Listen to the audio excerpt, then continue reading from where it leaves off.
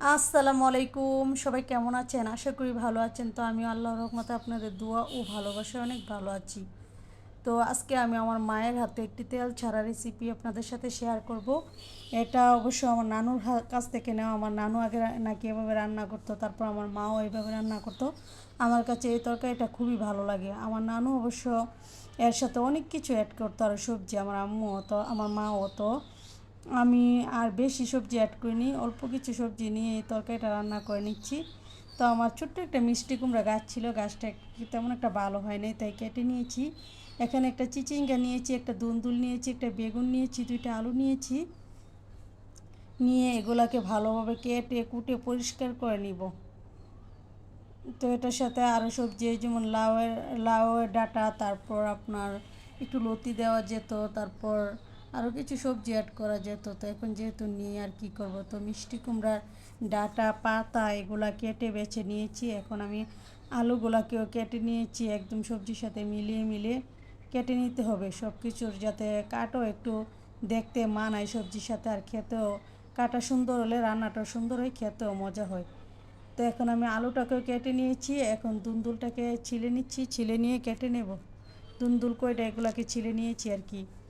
তো এখন আমি প্রথমে একটা একটা করে সবজি কেটে নিচ্ছি আর কি। তো এখন আমি চিচিঙ্গাটাকেও কেটে নিচ্ছি। এটা দুন্দুলটা কেটে নিলাম প্রথমে, তারপর দুন্দুল কাটা শেষ হলে চিচিঙ্গাটাকে এভাবে স্টিক এক আঙুল করে টাইপ করে কেটে নেব। তো চিচিঙ্গার বিচিগুলো আমি ভিতর থেকে ফেলে দেব, কারণ বিচিটা থাকলে আমার কাছে ভালো লাগে না। তো সবগুলো মিলিয়ে একসাথে আমি ভালোভাবে কেটে নিচ্ছি।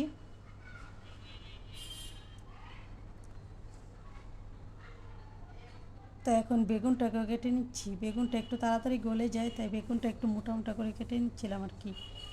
তো সবশেষে এখানে আমি 4-5টা কাঁঠালের বিচি নিয়েছি। এভাবে একবার রান্না করে দেখবেন, মানে খুবই মজা লাগে, আর তেল ছাড়া এভাবে রান্না করে দেখবেন, খুব ভালো লাগে।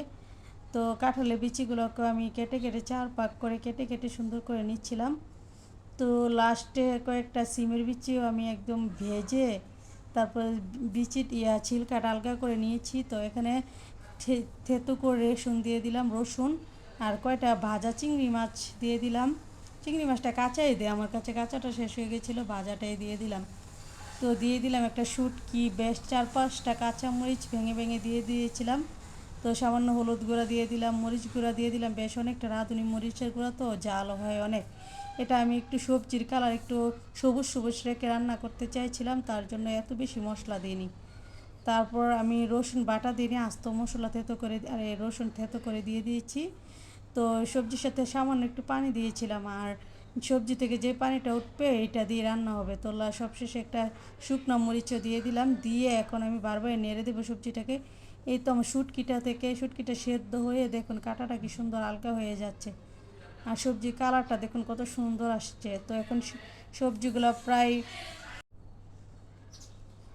তো সবজিটাকে আমি বারবার নেড়ে একটু শুটকি থেকে কাটাটা আলাদা করে তো একটু নেড়ে দিচ্ছিলাম বারবার সিদ্ধ হয়েছে কিনা। তো ঝোলটা একদম মাখা মাখা হয়ে যখন সিদ্ধ হয়ে পারফেক্টভাবে তরকারিটা হয়ে যাবে, তখন আমি উঠিয়ে নেব। কালারটা দেখুন মাশাল্লাহ কতটা সুন্দর লাগছে তরকারি। এই তরকারিটা খেতে খুব মজা লাগে। তো আমি পান্তা ভাতের সাথে তরকারিটা রান্না করে লোভ সামলাতে পারিনি। তো রাতে কয়টা ভাত ছিল, এগুলো পানি দিয়ে তারপর একটা বোম্বাই মরিচ নিয়ে তারপর শুকনো মরিচটা ভাতের সাথে মেখে খেয়ে নিচ্ছিলাম, এত মজা লাগছিল।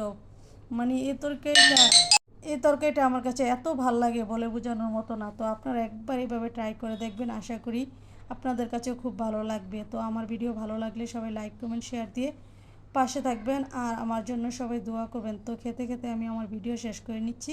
আল্লাহ হাফেজ, আসসালামু আলাইকুম।